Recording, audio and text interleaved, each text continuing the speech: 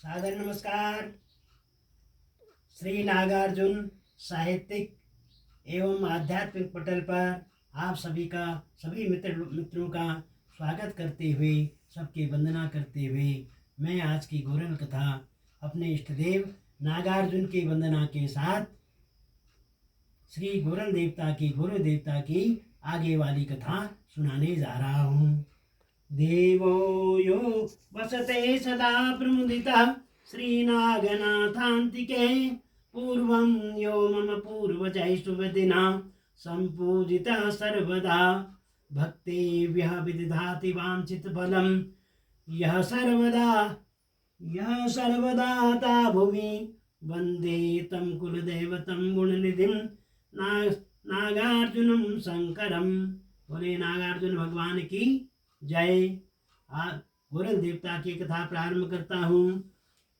कल जैसा कि आप लोगों ने सुना कि अब राजा हालाराज जो हैं कन्या की 8वें विवाह की कामना से उत्तर की दिशा की ओर प्रस्थान कर गए हैं। उत्तर दिशा की ओर जिस समय जा रहे थे उस समय खूब मांगलिक कार्य हुए। ब्राह्मणों ने स्वस्ति वाचन वगैरह किया, शंकर ध्वनि की, और जो गिदारियाँ होती है, फगारियाँ, फाग गाने वाली, हमारे यहाँ पूर्वांचल में फाग का बड़ा महत्व होता है। मंत्र और फाग दोनों साथ साथ चलते हैं। तो इन मंगल गान के साथ अब जो है जिस समय राजा जाने लगे उत्तर दिशा की ओर, तो उस समय मंत्री लगे क्वे छन हो समेता तथा च सेना पति आज सात दिशा हिमालय कति प्यारी प्यारी प्रतीत हुन्ने सबो खनय को। यानी कि राजा की कोई संतान नहीं थी, इसलिए जिस समय राजा ने प्रस्थान किया उत्तर दिशा की ओर, उनके साथ कुछ दूर तक मंत्री भी गए, सेनापति भी गए, और उन सबको यह उत्तर की दिशा बहुत ही सुंदर लग रही है। सुगंध लीबे रहवा अनोखी अघा चली रे चकसी सयानी नृपय की ऊन है कि सबो खनेयो दिन ने च घंटी शुभयो विशेष। जो ही उत्तर की दिशा की ओर राजा बढ़े तो समझ लीजिए कि हवा में एक सुगंध, वह जो है उत्तर दिशा की ओर जा रही थी। घर घर में वह सुगंध पहुंच रही थी। ऐसा लग रहा था, समाज को भी ऐसा लग रहा था कि राजा इस मार्ग से जा रहे हैं।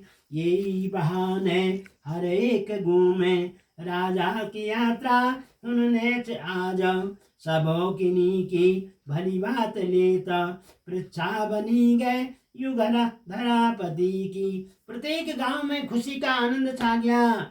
खुशी मनुन्या न सबे जने हो नृपय खने दे कि समक्ष बहुत है अहो युहम्रा सन भाग्य भारी तबे तो राजा समीप जानो। यानी उत्तर दिशा की ओर उसका राज्य, हाले राय का राज्य था। तो उत्तर दिशा की गांव जितने भी थे वह गांववासी बड़े प्रसन्न हो रहे थे कि इस रास्ते से हमारे राजा गुजरेंगे, क्योंकि राजा का प्रजा में बहुत महत्व होता है। कहा गया है यथा राजा तथा प्रजा।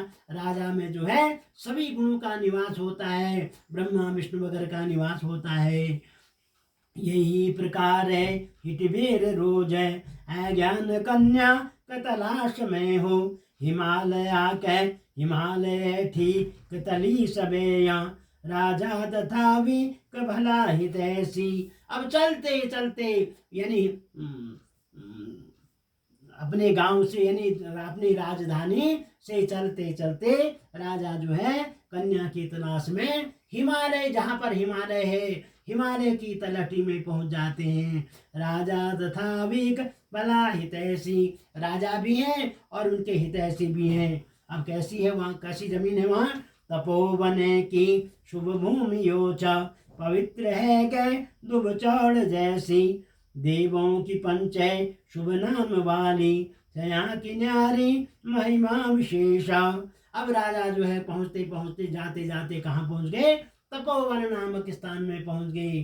तपोवन नामक स्थान राजा के आने से ही पवित्र हो गया। वैसे ही वहाँ पर जो है पंचदेवों की स्थली है। हिमालय में सारे देवता निवास करते हैं। हिमालय की तलहटी में जो लोग रहते हैं वे भी बड़े सिद्ध पुरुष होते हैं। तो वहाँ पर सारे पंच देवताओं का निवास था।